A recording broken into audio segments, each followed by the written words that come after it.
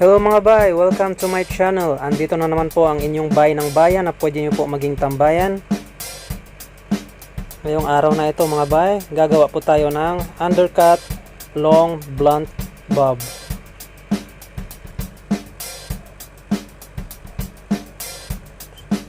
Ginupitan ko po dati yung customer na ito. Dati siyang customer ng aking lady boss. So nagustuhan naman niya yung aking servisyo nung nakaraan. So makailang beses na rin po siyang nagpagupit sa akin. So dati gusto lang naman niya is straight, pero mahaba na po ang kanyang buhok. Kaya nagpapagupit siya ngayon ng medyo maiksi. Konti lang naman ang iksi natin sa taas. Pero dito sa likod, kasi dito naman madalas na pinapa-design niya, dito tayo magdi-design. Ngayon may pinakita naman siyang picture kanina. So yun po yung gagawin natin. So ginagawa ko muna yung ating pattern gamit po ang gunting. Tapos saka ko siya pinaluapan ng trimmer. Medyo mahirap po pag hindi angkop yung trimmer mo or trimmer natin sa pang design, kasi ang trimmer na ginamit ko hindi po talaga siya dinisenyo para sa art.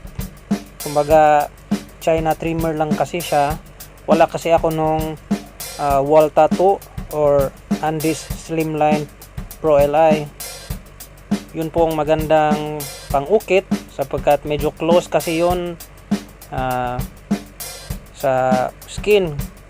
Kumbaga pag nag-ukit ka po noon, kumbaga makikita mo na lang konting ahit na lang ang kulang.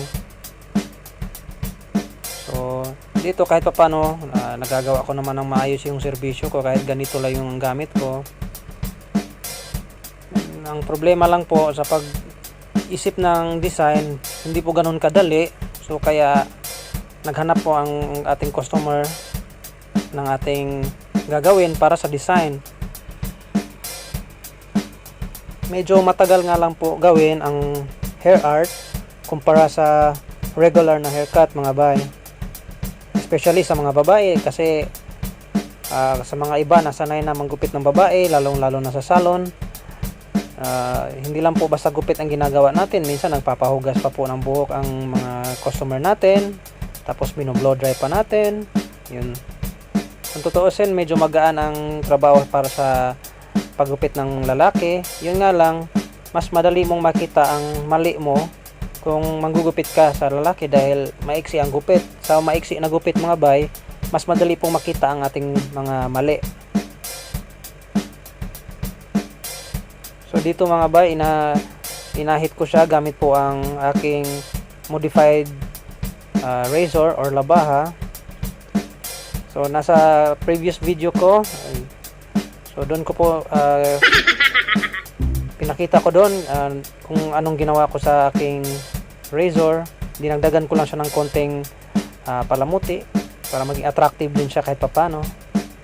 So ngayon medyo binawasan ko ng konting bulk gamit po ang Cordless Senior.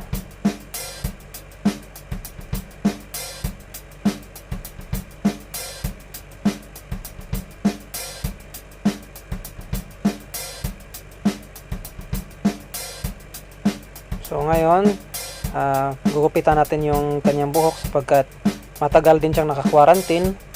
So kaya kailangan din nating bawasan ang haba ng kanyang buhok. So nasa 2 or 3 inches lang naman ang kanya ipapabawas, pero nasa 2 inches lang po ang aking babawasan para mamaya pag nag-check tayo mayroon pa tayong mababawas. So kumbaga kung sa maiksi na version mga bay, straight lang po talaga ang gupit na ito. Pero dahil sa mahaba siya at naglagay din ako ng konting layer, kaya nagmukha siyang long bob. Pero tinawag pa rin siyang blunt bob sapagkat straight siya kung sa maiksi na version. Ibig sabihin po ng blunt ay straight. Pero para hindi maging solid straight yung gupit natin, dahil mahaba na rin naman ang buhok ng ating customer, so kaya pwede ka pong maglagay ng konting layer. Kumbaga iaangat mo lang ng konti yung buhok niya sa bawat section para makakreate ka ng konting layer, para pag kinorba mo yung buhok niya gamit ang blow dry, mas na-emphasize po yung pagka-bob.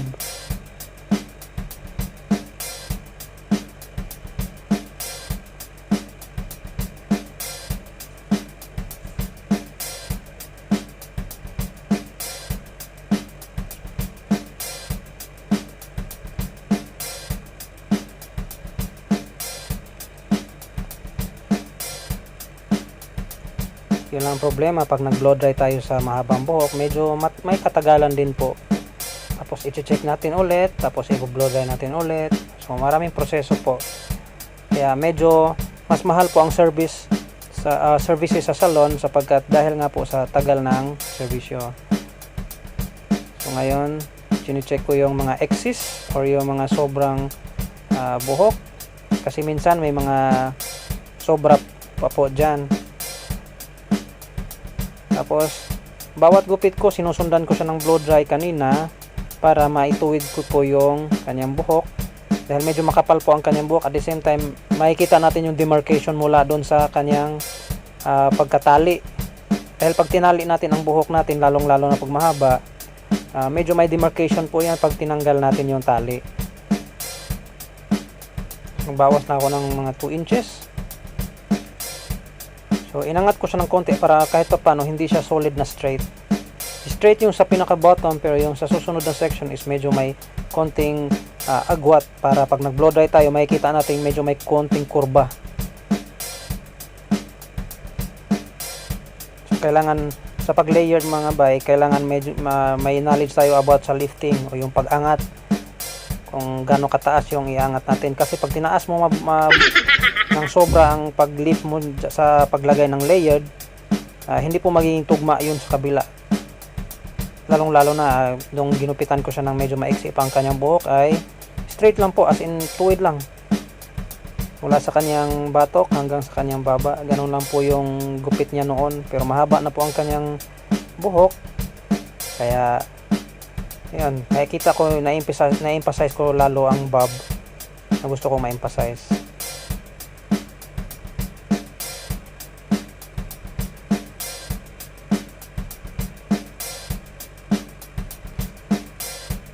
So ito, retouch na lang po ito ng blow dry.